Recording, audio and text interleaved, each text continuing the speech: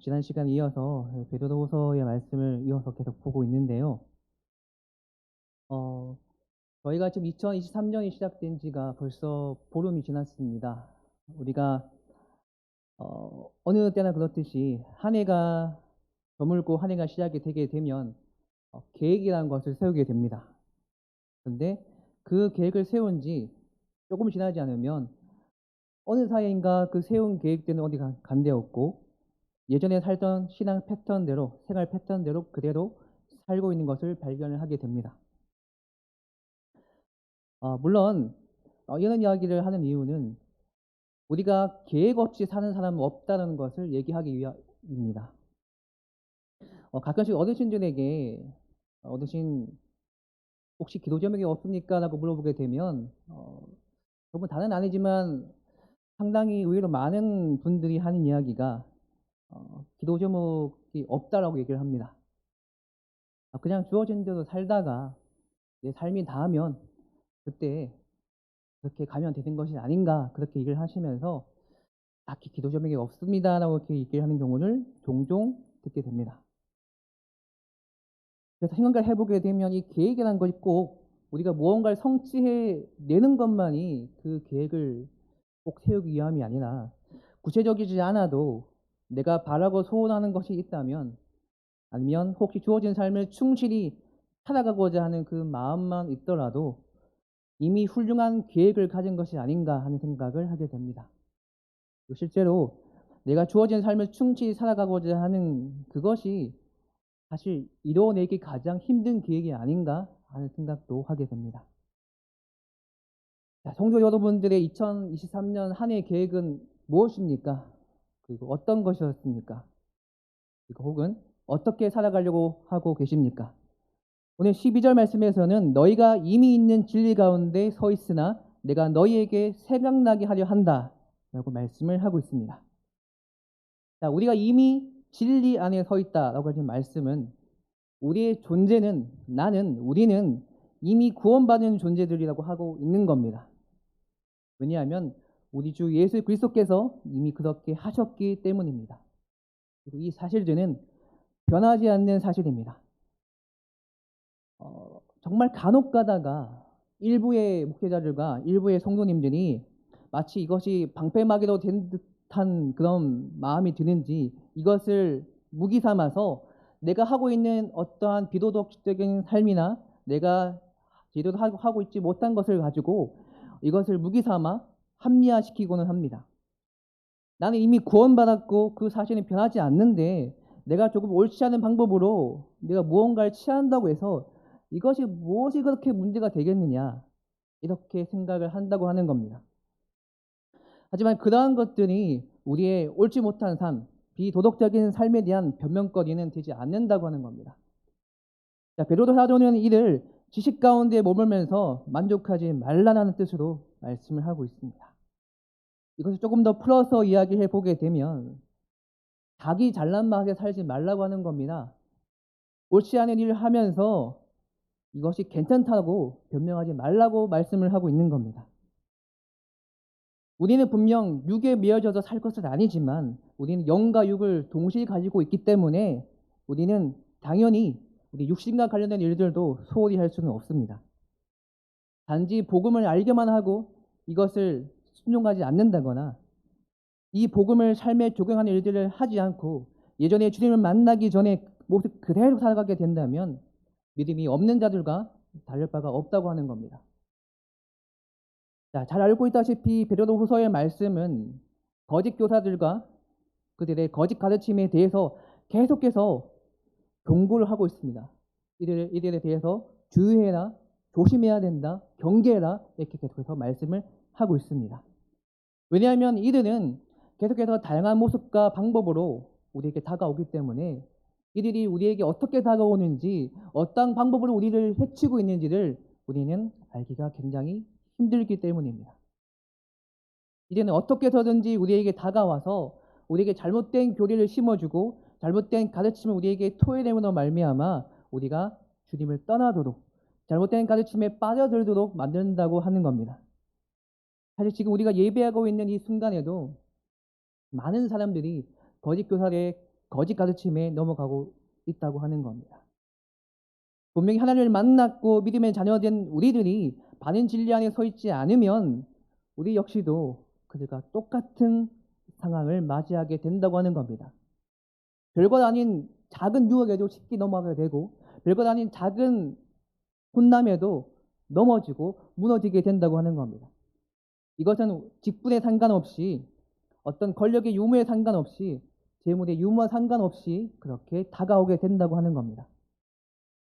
이런 거짓된 가르침에 관련되어서 우리가 자주 이야기하게 되는 것이 아마 신천지일 겁니다. 전국 어딜 가나 신천지는 다 있습니다. 저는 사역지를 여러 군데 옮겨 다녔는데 지방에도 다녔고 수도권에도 올라와서 좀 사역을 하게 되었는데 어딜 가나 신천지는 존재하고 그리고 그들의 세는 점점 커진다고 하는 것을 보게 됩니다. 집과 교회를 왔다 갔다 하는 그 곳에서도 신천지에 관련된 현수막이 커다랗게 걸려 있고 올해 10,000명이 수료했다 뭐 이런 식으로 현수막이 걸려져 있는 것도 보았습니다. 지난 3년간의 코로나 사태를 통해서 이 코로나 사태를 악화시킨 주범으로 이 신천지가 주목이 되면서 사실 이런 것들이 조금 잠잠해지는가 싶었는데 최근 들어서 다시금 이들이 활개치고 있다는 것을 느끼고 있습니다. 다만 다행인 것은 우리 교인분들 뿐만이 아니라 많은 일반 사람들도 이제는 신천지가 아마 정상적인 곳은 아닌 것 같다라는 생각을 하게 된 것 같습니다. 근데 아이러니하게도 여전히 이 신천지에 넘어가는 일부의 목회자들과 일부의 성도들이 여전히 존재를 하고 있다고 하는 겁니다. 그러니 우리는 오늘 말씀에서 베드로 사도가 이야기하고 있는 이미 진리 안에 서 있는 것이 필요하다고 하는 겁니다. 그렇다면 이미 진리 안에 서 있다, 이미 있는 진리라고 하는 것이 어떤 것입니까? 우리가 잘 알고 있는 바로 예수 그리스도입니다. 예수 그리스도는 죄인들을 구원하시려고 이미 이 땅에 임하셨습니다. 주 예수 그리스도를 믿는 자는 구원을 받을 것이라고 말씀하셨습니다. 그리고 하나님을 믿는 사람들은 다 선한 일에 힘써야 한다라고 우리에게 말씀하셨습니다. 바꾸어 말해보면 이미 진리라고 하는 것은 다시금 우리에게 반복되어져서 많아지는 진리라고 하는 겁니다. 베드로 사도 역시도 이것을 계속해서 반복해서 이야기하고 있다고 하는 것이죠. 그렇다는 말씀은 우리는 이미 이 진리에 대해서 너무나 잘 알고 있다는 이야기입니다. 왜 그렇게 반복해서 우리에게 이야기를 하고 있는 것일까요? 진리는 변하지 않지만 우리 믿음은 너무나 변동이 많기 때문에 우리는 이미 있는 이 진리에 계속해서 반복되어져서 노출될 필요가 있다고 하는 겁니다. 예수님께서도 베드로에게 이렇게 말씀하셨습니다. 누가복음 22장 32절 말씀에서 그러나 내가 너를 위하여 내 믿음이 떨어지지 않기를 기도하였노라. 너는 돌이킨 후에 내 형제를 굳게 하라.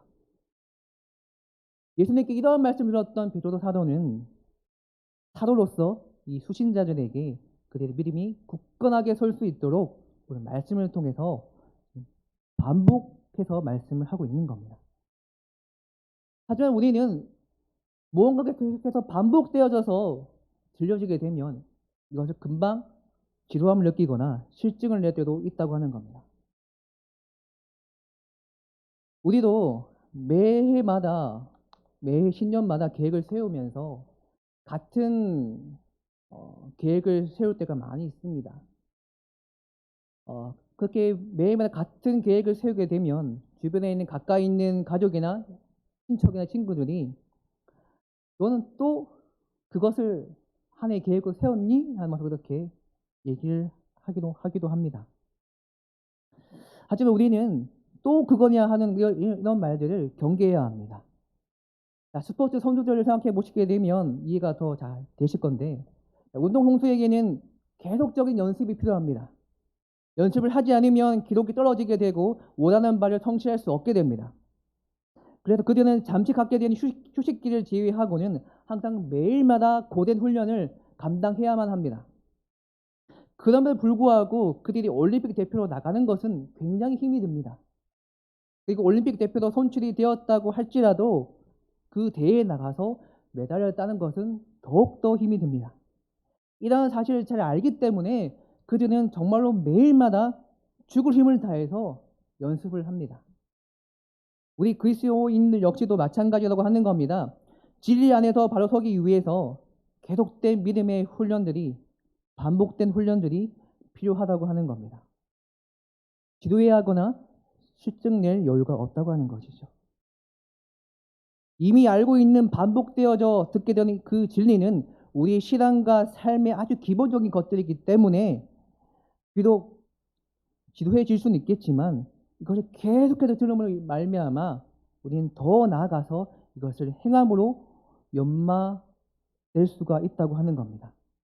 그렇게 하지 않으면 저 결승전에서 우리를 기다리고 계시는 그 예수님께서 우리를 모른 채 하실 수도 있다고 하는 겁니다.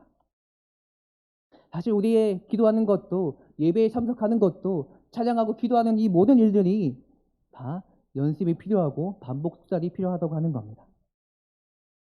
그리고 오늘 14절 말씀에서 이 베드로 사도는 내가 이 장막에 있을 동안에는 이라고 말씀을 하고 있습니다. 사실 베드로는 지금 이 말씀을 줬고 있는 동안에 자신이 곧 죽게 될 것을 알고 있었습니다. 자신이 지금 이 편지를 쓰고 있지만 내가 죽음과 가까워져 있구나 하는 것을 알고 있었습니다. 그래서 그는 어느 때보다 간절했습니다. 자신이 이제 얼마 남지 않는 이 육신이 영광스러운 몸으로 옮겨가게 될 터인데 남아있는 후세대, 다음 세대 그리스도인들이 너무나 걱정이 되었습니다. 왜냐하면 그들은 예수님의 이적을 보지도 못했고 자신이 보았던 예수님의 죽으심과 이 부활하심을 보지 못한 자들이었기 때문이었습니다.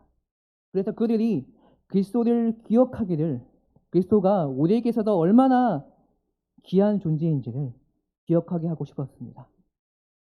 또한 자신에게 놓여진 이 죽음이라는 것이 그저 죽음으로만 끝나는 것이 아니라 분명히 하늘의 영광이 존재할 것이고, 그리고 이 세상의 것이 얼마나 덫이 없고 우리가 영원한 것을 쫓아야 한다는 것을 말씀하고 싶었습니다. 우리의 본향은 이 땅이 아니라 저 천국이고 우리에게서도 가장 중요한 것은 세상의 것이 아니라 영원한 하늘나라라고 하는 것을 알게 하고 싶었습니다. 자, 이러한 사실들은 예수님께서 이미 베드로 사도에게 말씀해 주신 것이었습니다. 요한복음 21장 18절과 19절 말씀은 이렇게 말씀하고 있습니다. 내가 진실로 진실로 내게 이르노니 내가 젊어서는 스스로 띠뛰고 원하는 곳으로 다녔거니와 늙어서는 내 팔을 벌리니 남이 내게 띠뛰고 원하지 아니하는 곳으로 데려가리라. 이 말씀을 하심은 베드로가 어떠한 죽음으로 하나님께 영광을 돌릴 것을 가리키심이노라. 이 말씀을 하시고 베드로에게 이르시되 나를 따르라 하시니 이렇게 말씀하셨습니다. 그렇다면 우리는 어떻게 하는 것이 맞을까요? 우리 자신 역시도 이러한 말씀을 명심하고 진리를 알므로 영원한 것을 바라볼 필요가 있다고 하는 겁니다. 그리고 더불어서 베드로 사도가 그러했던 것처럼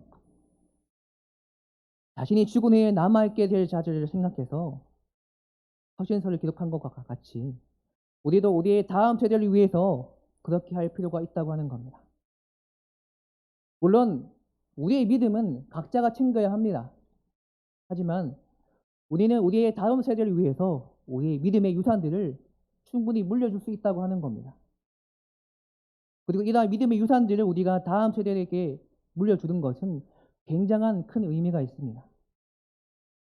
유대 민족들이 아이들을 키울 때 어릴 때부터 가정에서부터 아이들에게 성경을 가르치고 말씀을 외우게 하고 그리고 몸속에 말씀을 지니게 하는 이 모든 일들은 그들도 이 다음 세대들에게 이 믿음의 유산을 물려주는 것이 얼마나 가치 있고 귀한 것인지를 알고 있었기 때문에 그렇게 한 것이었습니다. 우리 역시도 미래 세대가 다음 세대가 그리스도를 기억하게 하고 그리스도가 우리에게 굉장히 중요하다는 이 사실들을 기억할 수 있도록 우리 믿음의 유산들을 물려주어야 합니다.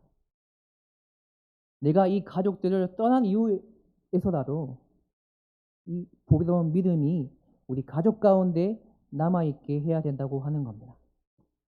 그렇다면 우리는 어떻게 해야 할까요? 특히나 우리 가족 중에서 할아버지, 할머니 세대들이 정말 중요합니다. 대부분 할아버지, 할머니들이 이 손자, 손주들이 어릴 때는 같이 어울려서 손주도 봐주고 이야기도 해주고 하지만 이 손주들이 조금 큰 다음에는 이러한 일들이 없어지게 됩니다. 하지만 우리 할아버지, 할머니 세대들이 이 손주들을 붙잡고 하나님에 관련돼서 그들과 이야기를 해야 합니다. 그리고 할아버지, 할머니의 신앙을 그들에게 이야기해 주어야 합니다. 분명히 듣기 싫어할 수도 있겠지만 이 믿음의 선배이나 이야기들은 다음 세대들에게 가장 큰 도움이 되고 도전이 된다고 하는 겁니다. 또한 믿음의 이야기에 대한 노트들을 만드시는 것도 좋습니다. 노트에다가 내가 하나님을 만났던 이야기들, 내가 믿음으로 이겨내었던 이야기들을 그 날짜와 내용들을 기록해 놓는 겁니다. 그리고 잘 보관해 놓았다가 내가 정말 힘든 일이 생겼을 때 그것을 꺼내어 놓고 내 자식들과 손주들과 같이 이야기하고 그것을 나누는 것들도 굉장히 필요하다고 하는 겁니다. 그리고 나 자신에 대한 믿음의 육성 혹은 영상 기록을 남겨놓는 겁니다.